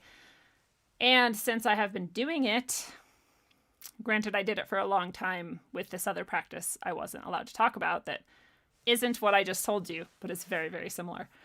And then started doing this, but I've just had a huge increase in my, when you have like more synchronicities or like more just like spiritual awareness about you, or just like things seem to just line up and move more smoothly, or you get your sort of messages if you're the type of person who sort of is like, I don't want to say psychic, but sort of like psychic, or, if you have those sorts of connections, like all of that stuff was like instantly just like on supercharge. And the more I do it, the more it's like that. So this is a really powerful meditation, actually. And I highly encourage everyone to do it. So there's one meditation I do every day. I try to do it for 15 minutes. I try to do it all at once, but if you, need to break it up into 5-minute chunks or whatever, I don't think it's a huge deal. People are like, bye, I'm out of here. I did not come to this channel for meditation advice. And that's cool. We talked about the censorship. Now we're talking about the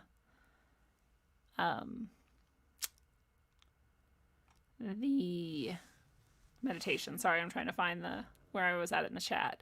Again, if I ever miss something and you really want me to know, you just say it again, because I don't always get everything.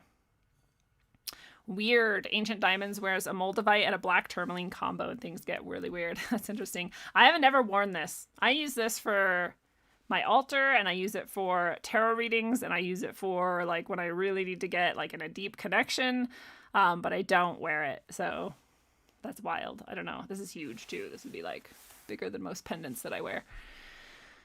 But I imagine that would be wild. Hi, exactly. You're here. And so is Carolina in the Pines. Yeah, I don't know Qigong practice, but I know that energy center is central to many different traditions. And when you're doing a lot of the gongs, like Gong Fu and Qigong, that you're working with energy from that center. So you're literally like powering your body and your mind and your soul with that energy center. It's a really important one. So keeping it all like buffed up by working on it like that daily is like, hell yeah, it's a good idea. John Jacob says, Dr. and Master Sha's local chapter seem too cult-like. Yeah, I think there's probably people involved in anything like this that are cult-like. Like, there's people who just need to, like, latch on to a person and a system and a structure and, like, a hierarchy and whatever, Like, that's their thing. But like I said, like this guy is giving away these practices that are otherwise often very hidden. And he's giving them away just like, take them, please, just take them and go and run with them. And he's not asking anyone to make a cult. So I think he's pretty cool, actually. I haven't like looked super deeply into it, but I've been, like I said, getting into some of his books and some of his practices and stuff. And I'm like, pretty impressed by it. And again, like I said, the effect is what I usually go off of. So I'm like, whatever else. But when I do this practice, X, Y, and Z happens. The end. Like that was my evidence. I'm good. So I like it. But yeah, the books are great. And you don't need to go to the centers or get into the cults or whatever. But good night, Matt Feinberg. Good night, drunken fool. Yeah, I'm with you, Nachiketa. Everyone has skills. Everyone has spiritual skills. Everyone is psychic to some degree or some level. They just don't always know it. And they haven't usually like tapped into it. But everyone has it. There's no one. There might be people who are just like way better, or, like way more powerful and whatever. But like everyone can do it. Everyone can cultivate it. And yeah, meditation is how we take care of ourselves. We always in our society tend to ignore our spiritual and mental health, and meditation affects both. And meditation can also affect your physical health. So I'll also tell you that these practices I've been doing lately, I have severe back problem. I have had severe back problems for my whole life, and very severe beyond what most people think severe is. I'm in usually chronic pain. And since I started doing these practices, like I was saying, I do about 5 a day. I don't really have pain like miraculously. Um, and it, like, that's insane. I went to my chiropractor yesterday, and this was, I've been practicing these specific meditations that I'm talking about for at least 2 weeks, if not almost 3. And so I went to her pretty early on, and I was saying to her, like, I feel a lot better than normal. And she was like, yeah, I don't know, you're not so bad. It's pretty good. This time I went, and she was like, oh my God. She was like, wow, like, what did you do? Like, what have you been doing? She's been working on me for a long time, and she was shocked. So this is literally affecting my physical health as well. But yeah, try it out, see if you like it, get the book. I think this specific, like I said, that Lower Dantian is going to be in many of his books, I think, but it's in that one, at least the one that I shared, Soul, Mind, and Body Medicine. What part of the body could be affected by surgery? Any part. I'm not sure what you're saying. Oh, you're saying the Lower Dantian, would it be harmed by abdominal surgery? No. Like, like my spine's in the shape of an S, and I can still do any meditation practice. Like, energy flows. Energy is there no matter what. Nothing is like taking that out or stopping it. Is it blocked sometimes, or does it have to like find a way around? Like, yeah, I think that happens a lot. So did surgery affect that? I don't know, but I would say you still have it, and you can still use it, and you can still grow it and practice with it. So could it be affected by it? Sure. But it's not going to stop you. Don't let it stop you. Nothing can stop you. I don't have specific weird experiences with Moldavite, but I have, like I said, I use it spiritually. That's weird enough for most people, I think. You're still here.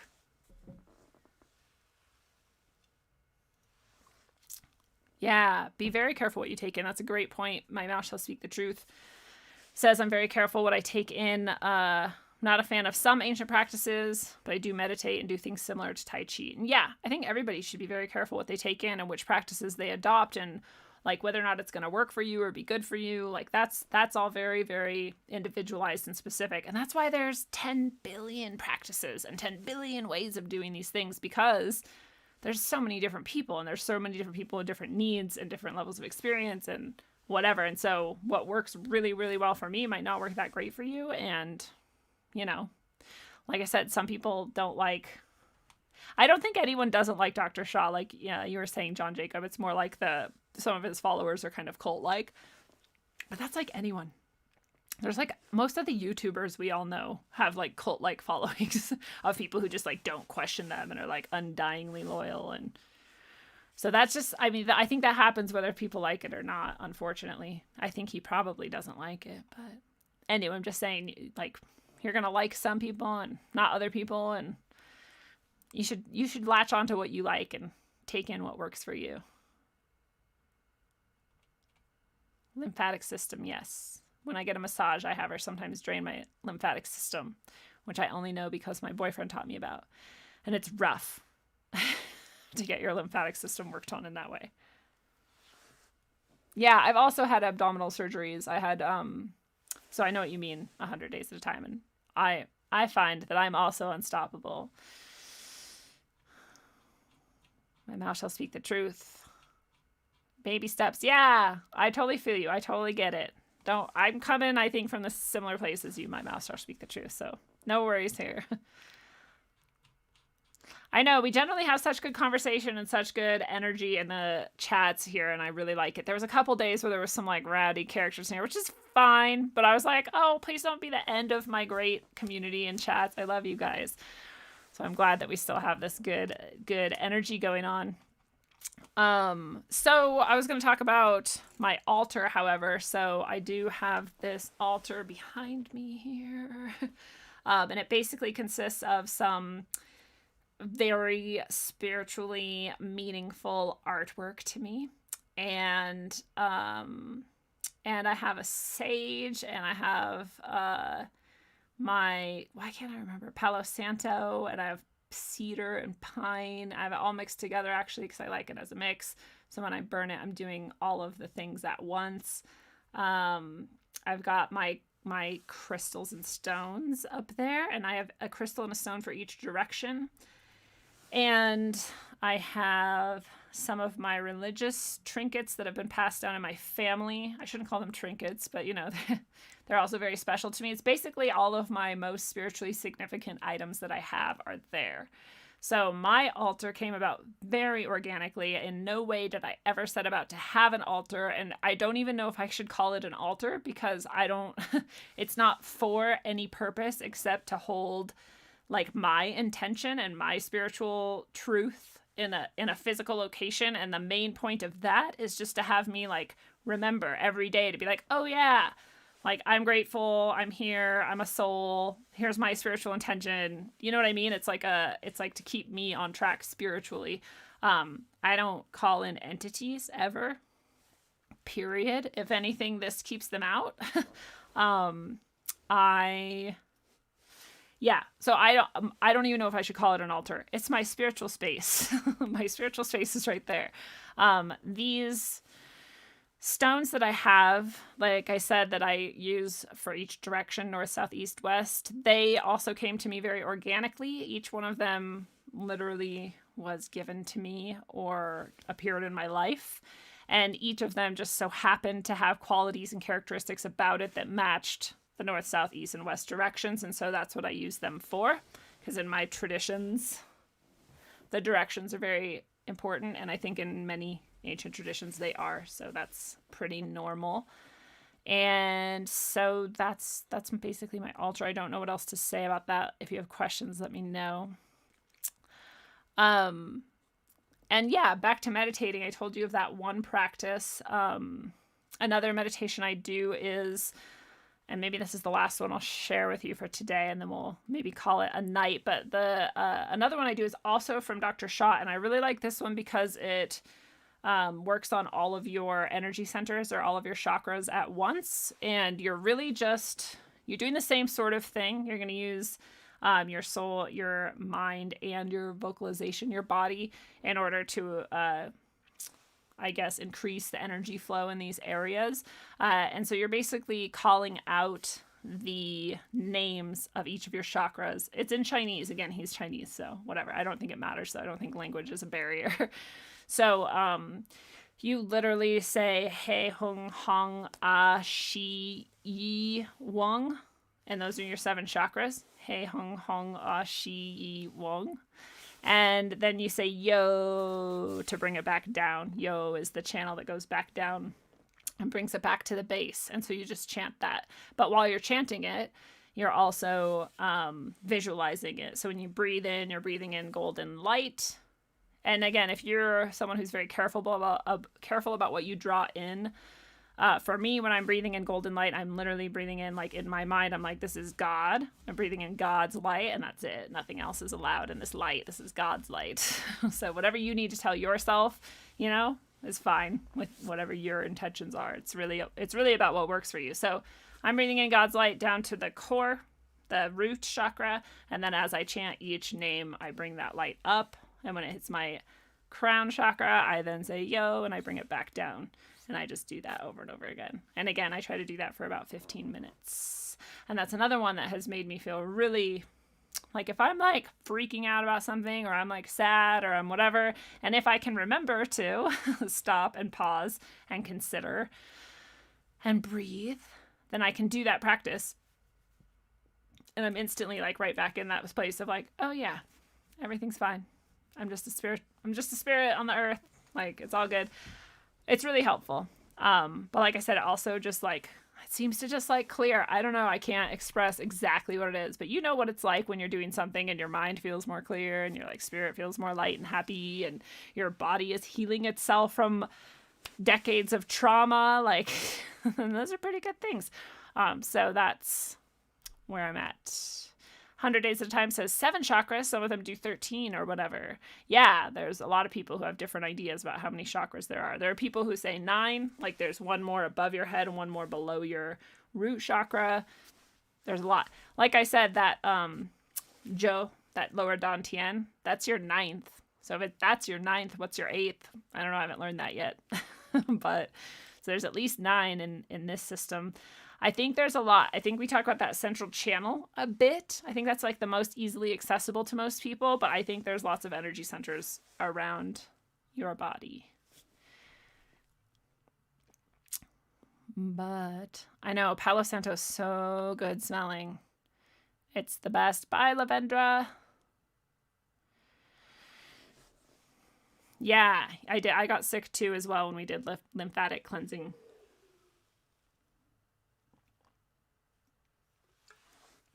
There's a bunch of crap in there. It's pushing all these toxins out in your body. You got to drink a ton of water.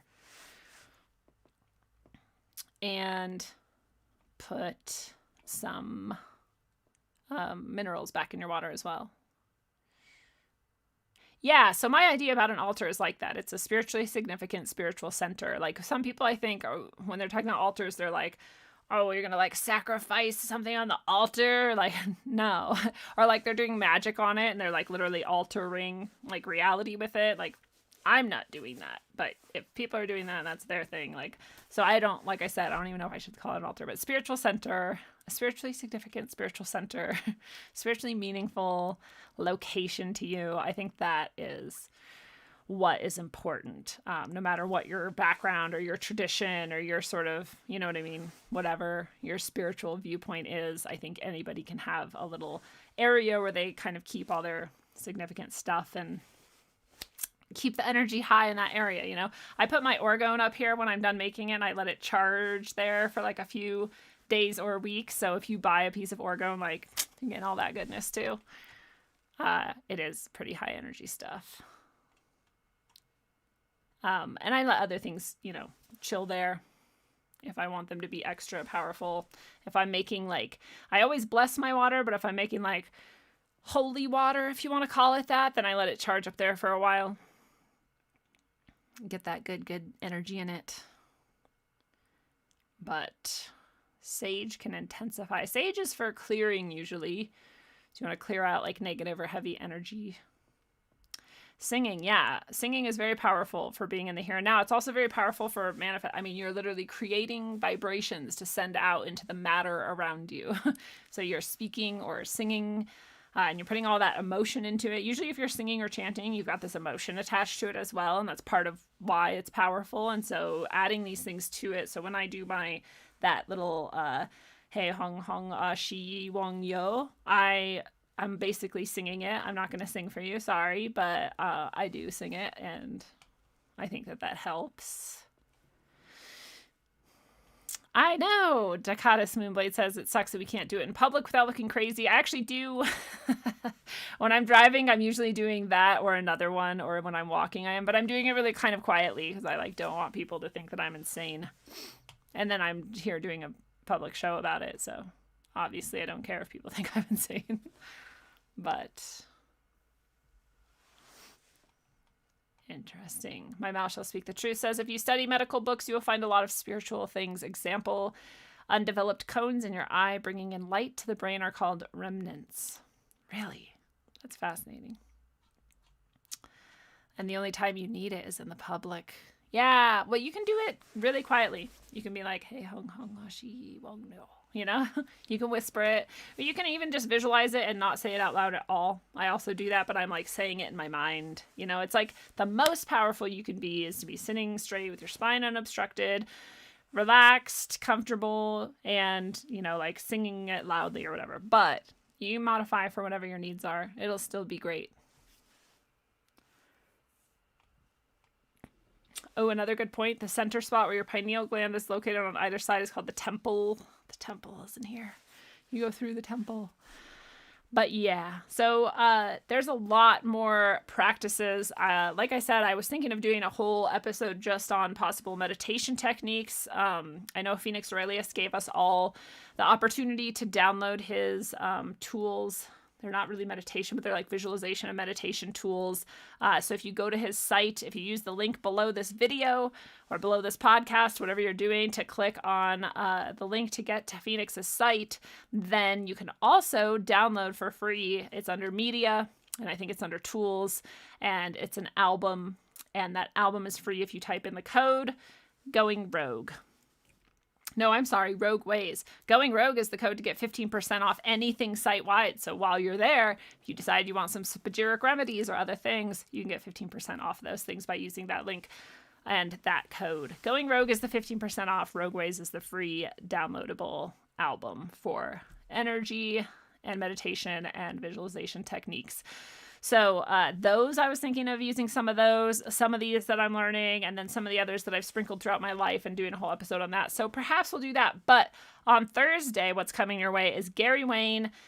Gary Wayne is back. I love it. Gary Wayne is the man. He is the Christian academic genius. He has studied everything in connection with Christianity and connected the lines all the way back from creation to right now and into the future of the whole entire conspiracy, of everything in the entire conspiracy world is connected to this conspiracy according to him and his studies, and it's fascinating. And so wherever you stand on the Christianity thing, totally doesn't matter. Just to hear him talk about all of this research and what he has seen and what he has learned about is insane. It's rad. So I'm really excited about it. It's some of my favorite episodes are with Gary Wayne, and he hasn't been back for a while. So that's going to be this Thursday. It's going to be really cool. And I forget what's coming after that, but it's going to be good. So make sure you come back. Of course, remember to go to Subscribestar and subscribe at least at the $1 level to support the show and keep it going. I love that I get to provide content to you that you find value in, and I would love to get some value back from that. So please do that. And, until you master all of the aspects of yourself, all of those energetic centers, get in touch with them, get them vibrating, get them aligned, get the energy flowing through them, really let it get out into your mind, body, and soul. I should say your soul, heart, mind, and body, because the soul is the boss, right? Until that day, no censorship can stop you. Nothing can stop you. In fact, if we were all practicing all of these things, what would be the best network that they could never stop and destroy? It would be the network that exists between our hearts and our minds energetically. So let's get there together and let's practice on that. And until you do, travel well, aim for balance, and always look inside first. Mwah! Love you guys.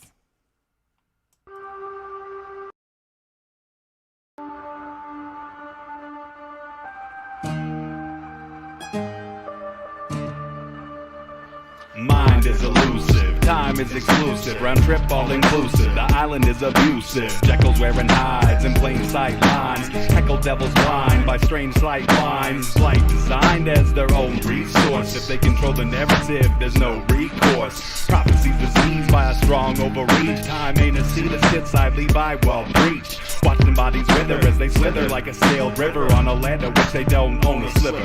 Fatal error and avoidance, symbiosis, lack of focus. To understand balance from the road to the lotus, from light to the dopest, lifted through osmosis. Luminance went out a while ago, they didn't notice. Masturbating currency, squatting in the dark chamber, disconnected from Akasha, watching dissipate the vapors.